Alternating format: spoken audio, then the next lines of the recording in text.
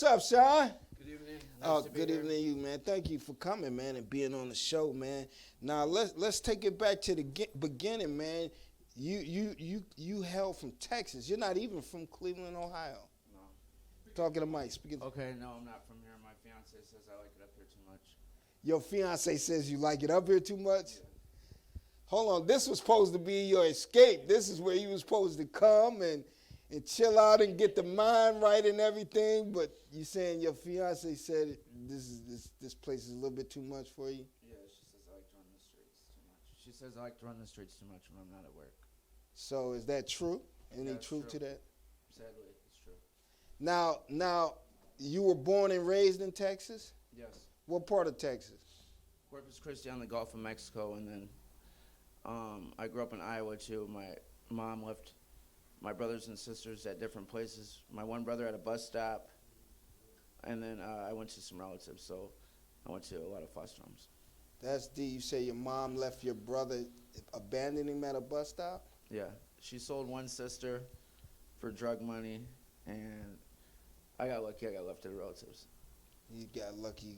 Have you been back in touch with your siblings? Yeah, we're not as close as normal siblings due to our environmental standards of growing up during the childhood separated, but we speak. And then one we haven't found yet. And then there's one who his father threw him against a wall, and he's mentally disabled. So That's tough. we haven't located him. He's adopted. How old were you when all of this transpired, when you were separated from your mom and everything? Well, we've been on and off with her until we got adopted by my brother, and I got adopted by a Caucasian couple in Iowa. So at first, when you got left at the bus stop, We were in separate foster homes. He got left at the bus stop. I got lucky and went to my grandma's house. you got lucky and went My to your uncle's, grandma's yeah. house, and then a Caucasian couple adopted you? Yeah, they didn't want me. They wanted my brother, but we came as a package. So, yeah, they adopted us. Oh, they adopted you all together? Yes, and it was the Caucasian mother because the Caucasian father is very strong about mixing races and has very rough political views regarding So he our wasn't with it. He wasn't with adopting you all. It was No, his the last wife. time we spoke was when Barack Obama was running for his first presidency, and then me and my kids left, and they didn't understand why, because it was one of their birthdays, and they had to leave the presents, which I had to replace. You said one of your children? All three of my daughters were there during our discussion about Barack Obama and some unsavory comments. So Hold on. Let me take it back because I don't want to get lost. How old were you when When they you adopted- went with your grandmother? When you went with your grandmother, how old were you? I have been on and off of foster homes from Texas to Iowa since I was 6, 7 years old. On and off from foster homes from Texas to Iowa since I was 6, 7 years old. And when we were adopted, it was later on in life, so I guess we were somewhat fortunate because nobody wants some teenage black kids, to be honest, so in the foster care system. So you moved We were around to several families? Yeah. Go ahead. I didn't mean to interrupt. Yeah, we did move around to several families. So that first particular Caucasian family, that was the family where the father wasn't too fond of you and your brother? Was that the case? He's not too fond of blacks in general. Yeah, but Sorry, he's not fond of blacks in general. so how long did you stay in that residence, that household? From the time of our adoption, he was 14, I was 16, until we were 18, until I was 18. So about 2 years you stayed. And then we had a relationship from 21 to 23. When with I the had same family? Yeah, they had a relationship with my kids, their grandkids. You mean to tell me the father that didn't want nothing to do with blacks Was happy with his granddaughters, of course, but still he had made some unsavory comments, which I had to pick. I chose at the end of the day to pick my race over the fake care and love of the couple that adopted So me. you had 3 daughters at the age of 18? No. Oh, you were just joking around? No, I had one at the start. I had 3 total, and I started when I was 18. Okay, I got you. So where's your brother now? He's recovering from a wheelchair. He's going to be able to walk because he was at a house party and was pushed 3 stories onto a cement slab. So luckily he's able to. We must have a tough family. He's going to be walking pretty soon. He lives in Man, you Illinois. never know what people go through that drive them to do what they do, man. You never know. You never know, man. That's why you just can't judge a book by its I cover. don't use my background for any of excuse for my addiction because My man! I clearly know right from wrong, and I'm grown. Huh! So at the end of the day, it's Yeah! Said he doesn't hold I'm his at- past. every night I go in whatever bed I'm at. I made my bed. I lay in it. That's right. That's it. Right. And if I want the situation to change, it's going to be on me to change it. That's how it goes. We don't use excuses. Like CEOs don't walk into a boardroom with the excuse Yeah. to the owner. You know that part of Texas he talking about, boy? You was out there, Corpus Christi. I was in Dallas and Houston. Oh, okay. Okay, so you seem like you got, great morals and principles and things of that nature. And about how many families do you think you stayed with over the time until you were absolutely grown and went on your own? Probably about 10, and then it sounds like a lot, but unless you're involved in the system, well, I'll just explain it, so we don't have to be like, unless you're involved in the system. Sometimes there's foster people who use children for child labor. Sometimes their relatives touch on kids, and just there's Did instances. you experience any of that? Yeah, I did. Wow, that's tough right there, man. So now, candidly, you were telling me that through all of that adversity, you were able to rise and you were able to become a landscaper? I'm still a landscaper. I want to point that out. How you said I'm a former landscaper because I'm currently landscaping 115th and Superior down the road from here. Clear that up, player Our T. condition and lifestyle does not define us. I'm not defined by my condition and lifestyle. Right, clear that up, player T. I'm not a former nothing. I'm still At the doing. end of the day, I'm a black business entrepreneur regardless of being a broke addict. Okay, I give you that. I give you that respect, Mr. Morris. Now you were telling me you might not have as many tools as you used once to have. Right now, you're just going with a shovel. Yes, and I'm building impossible things with hauling rocks down the road with the trash can. I built the parking lots across the street. I hauled half that mulch there with trash cans, half the rocks there with trash cans. So one day when I'm tired of swinging the shovel and hauling things in a trash can, I'll quit putting my money in a crack pipe and buy tools in the truck. The- Live your life, what it is, G. bro. However you do it. Yeah, live your life however you life. do Live it, your man. life. Now, you also got a beautiful fiance. I have the finest girl up in Cleveland. That's why I came up here. There's nothing outside of Texas, so that's why I'm up here. So she came to Cleveland and you followed that coattail. You couldn't let that go. No, and we're still together. She's not currently with me every day due to my drug addiction and the bad company I keep. And if you love somebody, you want the best for them. So until I'm situated with my Yeah. behavior and being the person I should be for her, then I don't want her with me every day.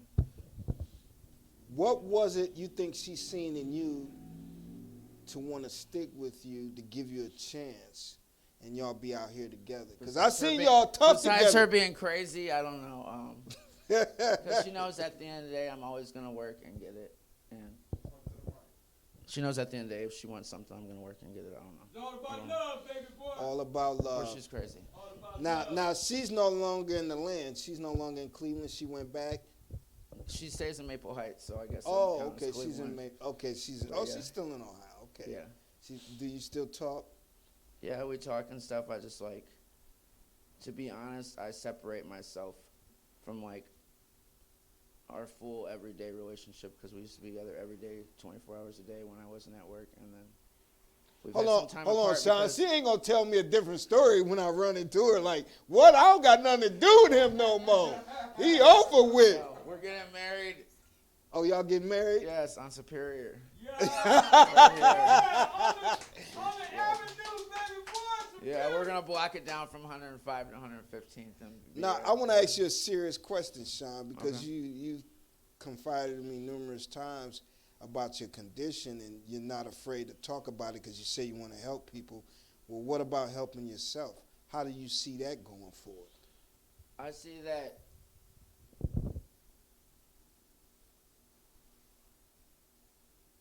people think that money. Okay, I see that people think that money fixes the situation, but to be honest, that I make enough money every month that I should have somewhere to live and be doing a vehicle payment. Money's not fixing the situation; it's mismanagement and a mindset. And I have been to several rehabs, and then before I relapsed, I was sober a year and a half without going anywhere. So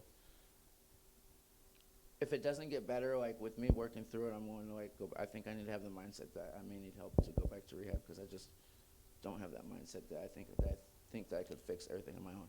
What do you think has And been I don't your- want to stop until my landscape project is completed, and then I'm like, want to go. I've never had a project that I haven't completed in my life. You never had a project you haven't completed. Huh? My man. That's what I'm talking So about. let me ask you a question. What do you think has been the biggest hurdle to you getting over the things you'd like to get over and get through? It's not really a hurdle, to be honest. Like, I use it as like Crutch. I use it as a crutch because I don't want to go to bed at the end of the day thinking about being a deadbeat dad or where I've like failed my family or whatever. It's a crutch. Yeah. So Right. it's like a I've crutch. cut down quite a bit, so now it's just maintenance, like, because people seem to think that addicts are just Oh, you like, cut down quite a bit. yeah, because I was Huh? way dirtier than this. The shopping cart only had 3 wheels instead of 4. Like it was. Oh man, no. To Like no one wakes up like, well, I mean, some people don't want to change, and I'm fine with that. I'm not the person that judges everybody at the end of the day, but well, I'm as for the me, same it's not way. working for me. It's not. It's not working for my kids. It's not working. For my kids. Well, to be willing to admit that takes a strong character. You know, he said it's not working for me. It's I'm a not business working. person. You have to be at a bottom line, like what's feasible, what's working, right? So my crack drug addiction is not profiting me or my business or my children, which So are the future. your feelings get hurt when somebody tries to underpay you for the work you do, or how do you feel about that, knowing that you used to do this on another level? I feel that there's doctors and lawyers, and unfortunately, when I ran out of lawyer money, my public defender was showing up every day sloppy drunk, and they cheat on their wives and drink their paychecks up at a bar, but they get their whole check. So just because I'm a crackhead, if I go to work and I sweat, and I'm wiping a toilet or shoveling something, I want my full pay. Maybe not what Google says I should get because I don't have my tax ID and LLC and all that, but they try to play you. Or if you look like this, Yeah. you're not all looking Yeah, like that's that. They try all to right. play you, bro. But at the end of the day, I'm a black business entrepreneur, and I demand my full respect because my work that people drive by speaks for itself. Right. Well, it seems like you carry hope there in the heart. All is not lost. That's what it seemed like to me. All is not lost. That I'm holding on to some hope. You know, it might not be the size you want me to have, but I'm holding on to it. You know, what is it that's keeping you holding on to that hope? Where you're recognizing what's going on and you're attempting to address it. What do you think is holding you to that? Because even when I get sober, I'm not gonna settle for just going to work a 9 to 5 when I know that everyone is capable of being a African American woman or man, black business entrepreneur, whether it's full-time or part-time, and they should be expressing their talent as an outlet, and that I do it for the advancement of our race because I don't want anybody to end up like me, bro, or a statistic, or in jail, or in prison, and without knowledge, education, hard work, dedication, and black business entrepreneurship and social networking within the African American community, we will go nowhere. Let me ask you a real And that question. keeps me going. The more people dog me, it keeps me going, bro. More people dog you, the more fuel it gives you to keep going. That's what's up. Let me ask you a real question. When it's that time, when it gets unbearable and it gets heavy, and you feel like you need to go there and turn to your vice, do you feel like when you're doing this that it takes you away from your goal? Do you feel like it's defeating you? Bro, you What can't do serve 2 masters. You're going to love one and hate the other. Says the Bible in the Quran. You cannot serve 2 masters, bro. Cannot serve two masters. Can't serve And two without masters. God, what's going to prosper? What am I going to do on my own? Nothing. Even if I was stone cold sober, paying every bill I should without God, what am I going to do on my own, bro? Nothing. Right. Yeah. Yeah. That's that. Right now, you know, gone through what you've gone through, been through what you've been through, and doing what you're doing now. If you could say something real important to your daughters and had their attention right now, what would it be? That my daughters and all children are the future of our race, and if what the people, if this wasn't true, we wouldn't be in the condition that we're in today. So clearly, there's a problem within this country, and we have to look after our house first. Yeah. And we need to do that through education, because we look to the NBA teams, we look to the NFL teams. Why don't we look to the business ownership of those teams? We look to the record labels, to the rap gods. Why don't we look to the ownership of those record labels? Yeah. So I want the best for the future.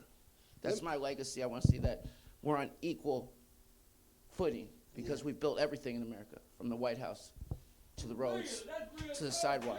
Yeah, I yeah. just can't bear it. Sean, I get the sense that when you go and you do landscaping and you beautifying these yards and lots and things of that nature, it kind of puts you in the place where you want to go. Like, it puts you in a place where you're comfortable, where you're familiar, and you're proud of yourself. Is that the case?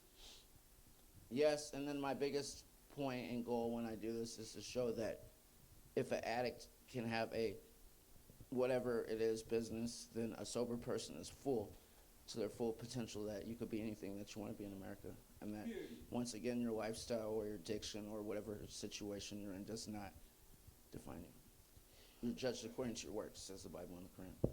Well, I mean, Sean, you speak so eloquently, man, and I sit and I look, I say, well, this guy deserves, much more, and that's just how I feel. Do you feel like that? No, I feel like I made my bed in LA, and that my kids deserve a better father, but Yeah, I can dig that. But you're trying. You haven't given up. I am trying, bro, but I'm a very real person, and when I get tired of doing what I'm doing, I'm gonna quit, because I'm just a no sympathy person, and that's how you have to be, because it's business. If something needs corrected, it needs to be corrected, bro. So What's the bottom? Because if when you say when I get tired, then it's over with. What do you feel like is the bottom? Because you've been through so much, and a lot of it's been hell. So what do you figure the bottom is? You know what? I'm glad you brought that up, because I've been through so much, and I keep going through much, and I won't stop going through it, that I need to ask myself, what's the bottom? So only a fool won't hear wise counsel, because if there's a drunk at one of these bus stops laying in his vomit and he says something, I'm going to listen to it. So I'm going to really think about that. I thank you for that one. Man, no, thank you, man. Yeah. What did you striving for? Yeah. What are you striving for? To be the greatest landscape architect designer in Cleveland.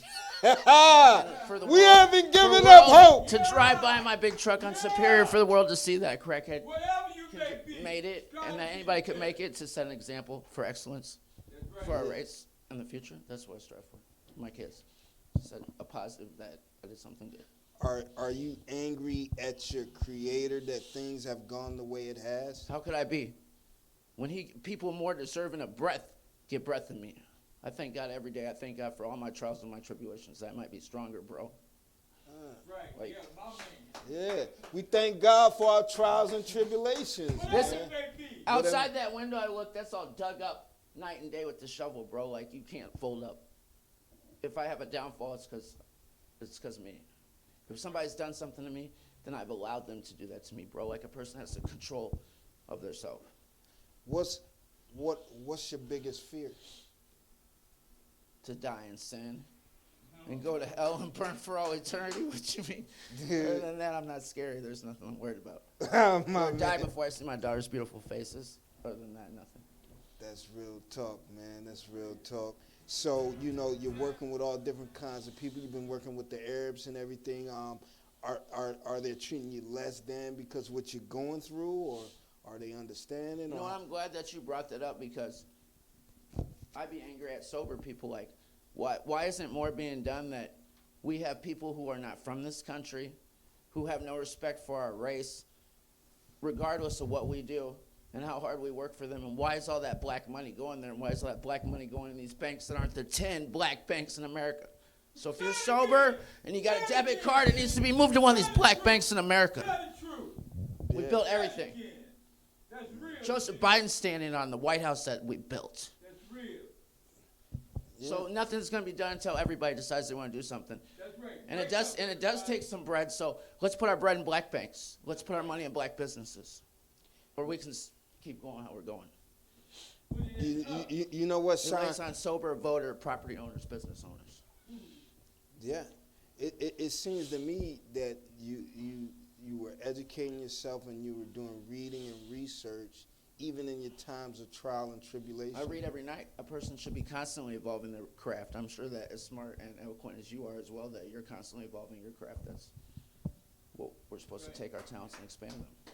So just because we out there and we having a few hard times, don't mean we can't hold ourselves to a high standard. Is that what you're saying?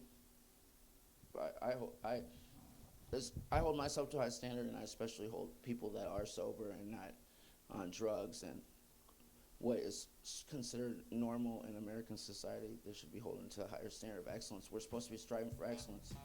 Or are we just going to pass this condition that our race has now to the next generation? Hold that thought. And we're going to be the old people on the porch talking about the same thing, and the police are still doing the same thing. Yeah. What are we going to do? Right. That's a good point. Hold that thought. We'll be right back in a minute. Player T, that's me, Hollywood in the Hood. Back, Player T, that's me, Hollywood in the Hood. Hey, it don't stop. Y'all heard about what else happened in Salt Lake? A 65-year-old man said he's tired of living on the streets. You know, it's unbearable. So he went to the bank to rob the bank of $1. He went to the clerk, passed her a note that says, "This is a robbery. Please cooperate. I only need $1. Right? So the woman gave him $1 and told the man to leave. He grabbed the dollar and refused to leave and waited in the lobby until the police came. They were taking so long. Then he said, "You all should be glad I don't have no gun because the police take it too long." So the bank manager at that point rushed everybody into a safe locked area of the bank until the police arrived. Wow. He told the policeman that if they end up letting him out, that he's going to rob the bank for more money to make sure he get enough time. To get a federal sentence. He want to go to the federal penitentiary. They looking for a home, man. It got that bad, man. That people looking for three hots in the cot, man. It won't stop. And they looking for 3 hots in the cot and they won't stop. Every time we get cold, they look for a home. Yeah, I didn't know this stuff was real, man, like that, man. Well, I did, but on a level like that, somebody actually wanting to go. Free boat. Huh? Free boat. Free boat down there in federal prison? No, I thought y'all was talking about. Oh, okay. Okay. I said three. What you say? 3 what? 3 hots in the cot. Yeah, free boat. And won't stop. Now, what about what happened in Madrid, Spain? Y'all ain't hear about that?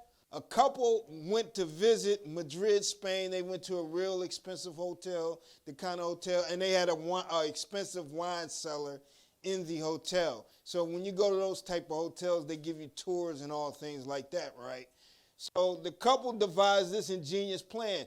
Now, they had this on their mind the whole time. They came in there, and one of the hotel workers remembered that they didn't have no bags except the wife had a book bag with nothing in it. He carried it, right? So this is how they end up getting caught with what they did, and I'm going to tell you. So they figured they wanted some of that expensive wine. So the wife made up in a genius plot to call at night where it was only the clerk left at the desk, and maybe a few other workers, and said they wanted room service, right?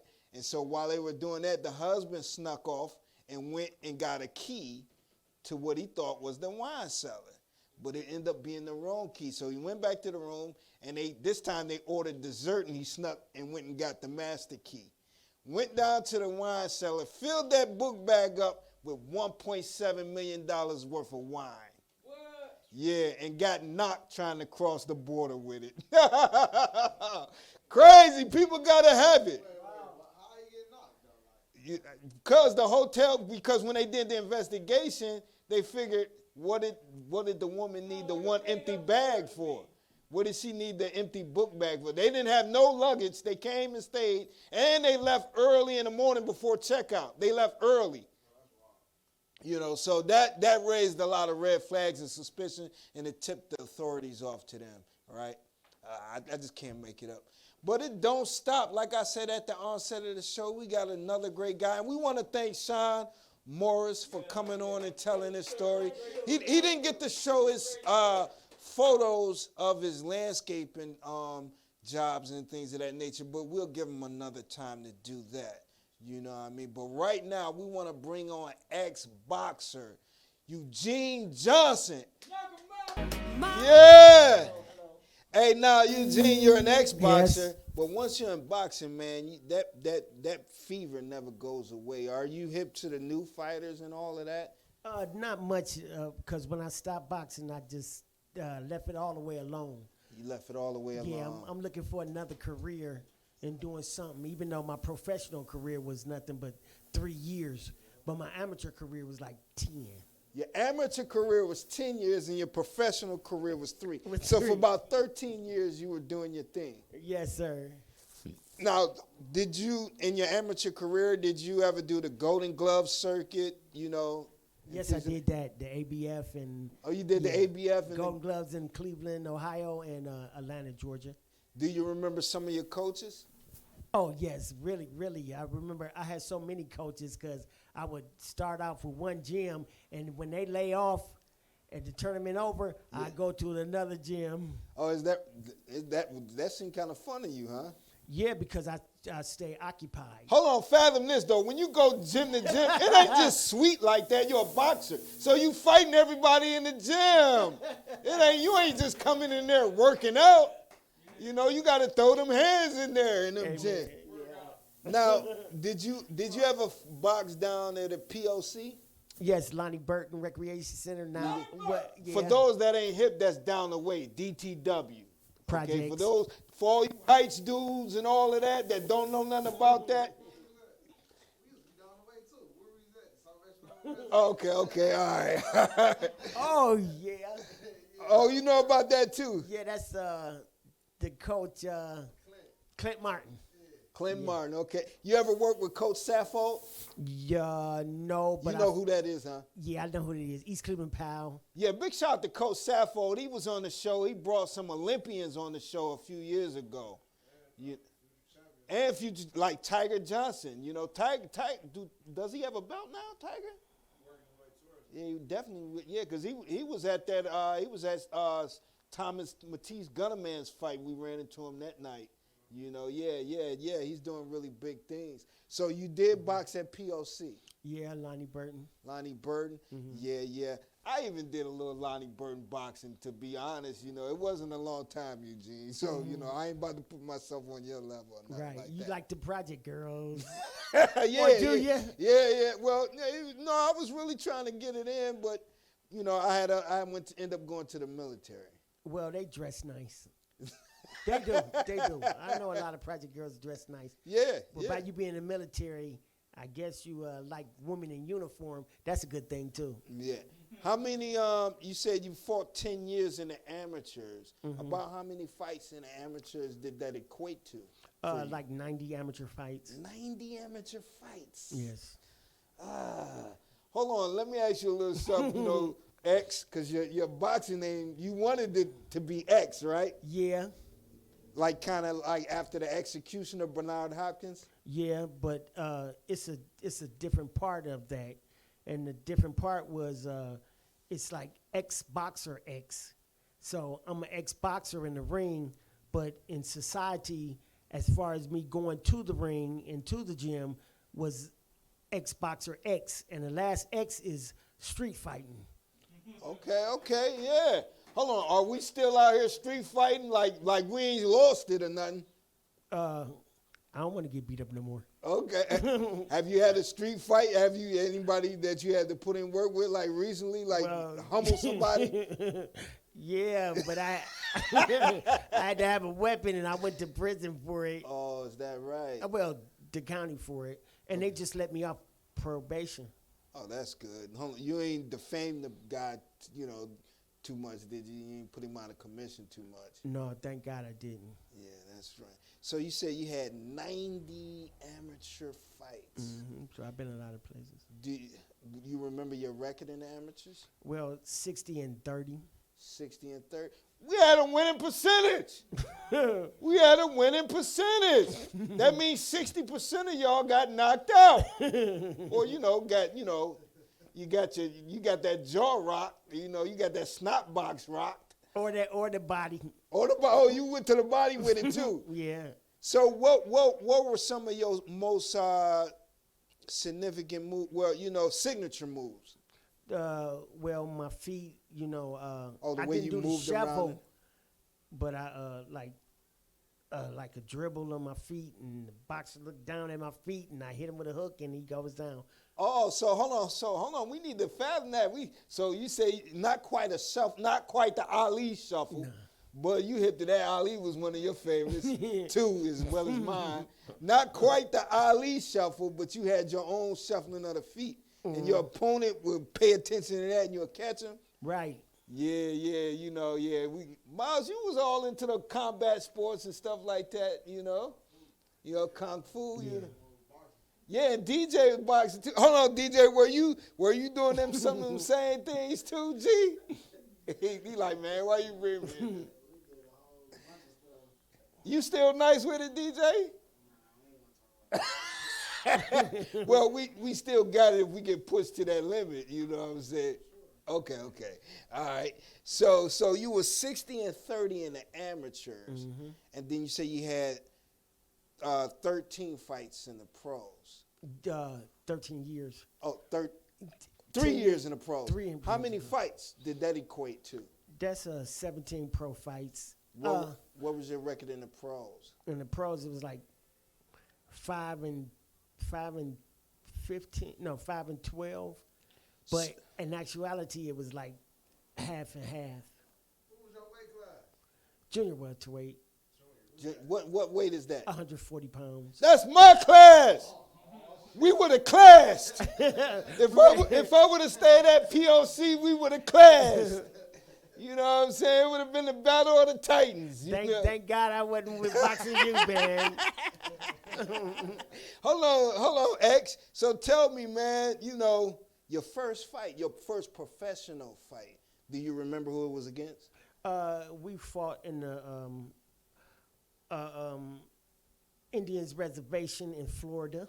You fought at an Indians reservation in Florida. Yes, and it only went 4 rounds. Was it a 4-rounder? It was a 4-rounder for my first professional fight. And the 3rd round, I went before the 4th round. My coach said, if you don't knock him out, you're going to lose. So he had good management and stuff like that.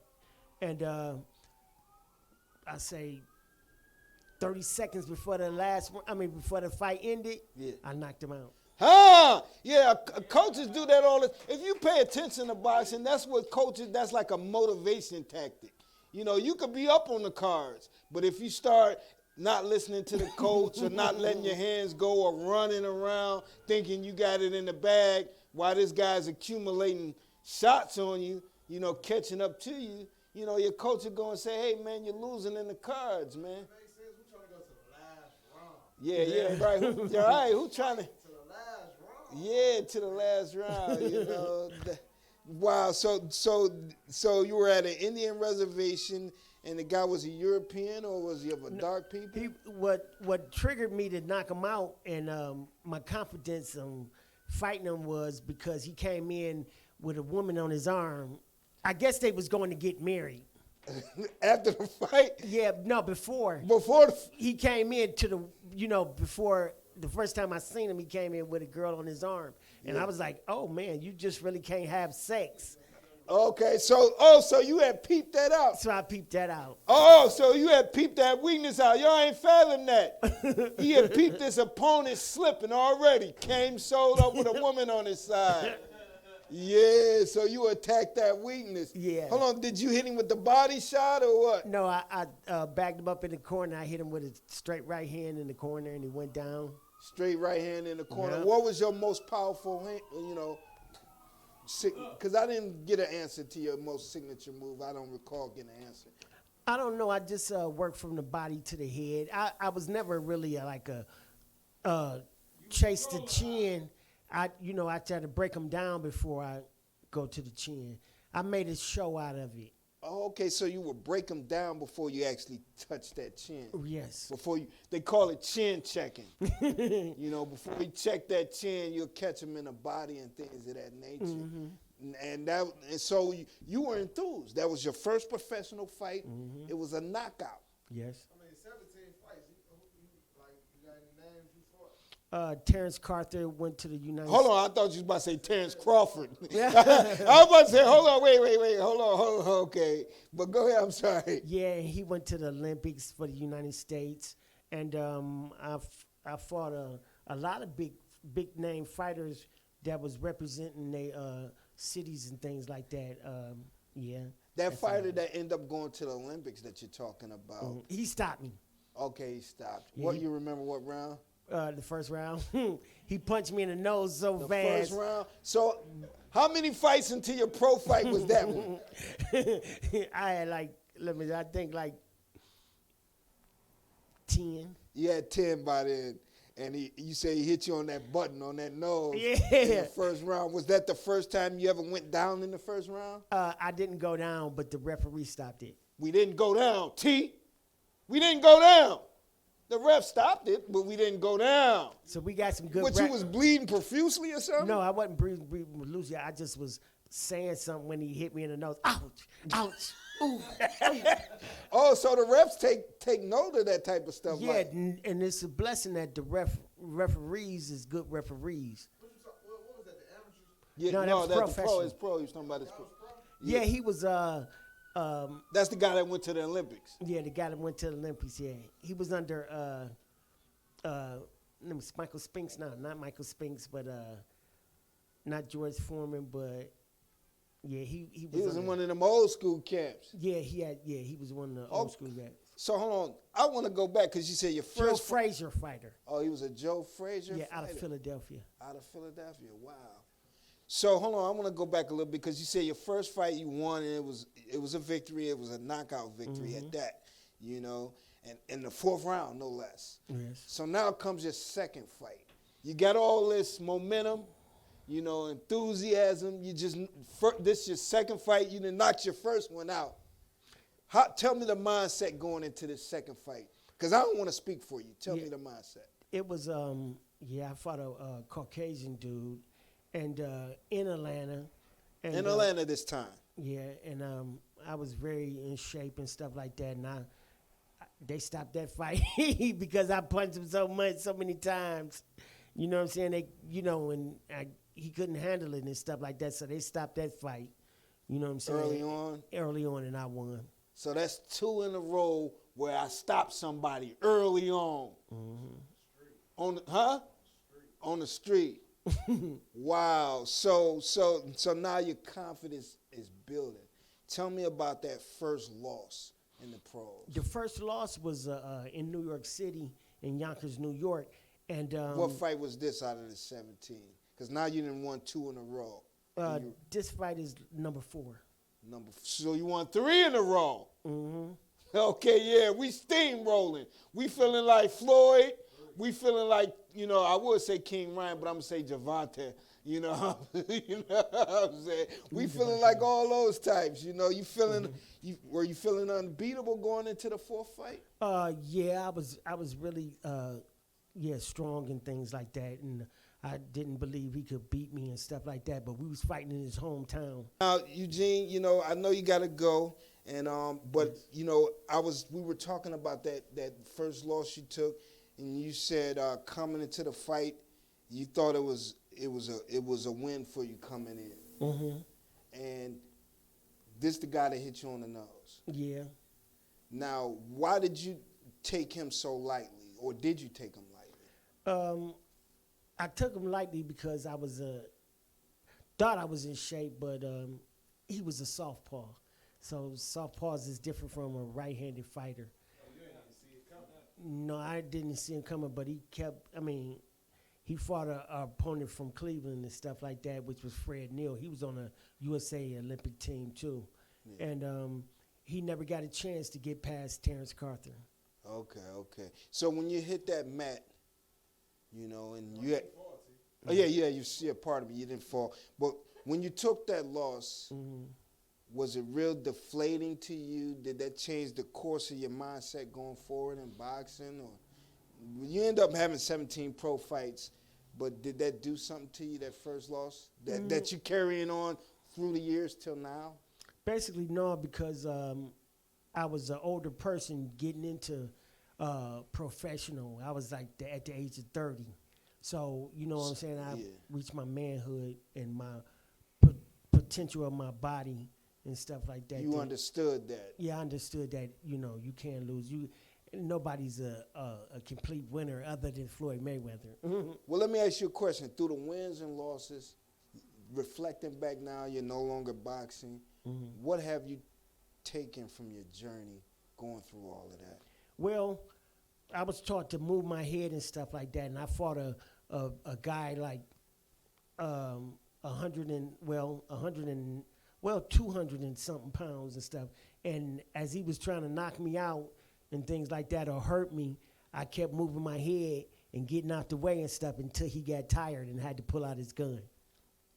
Oh, shoot. Oh, man. Come on, y'all. And he's a bigger guy than you. Yeah, he was giant. Oh, man. But if you make a miss, they get tired. Wow. Well, we thank you, man. We thank you, you, X, man, for coming on, reliving those stories, man. And if you got the ear of young boxers right now, you know, give them a word of advice right now about that sweet science of boxing and being in the ring and staying mentally and physically ready and in shape and in tune with the moment. Well, you listen to your coach.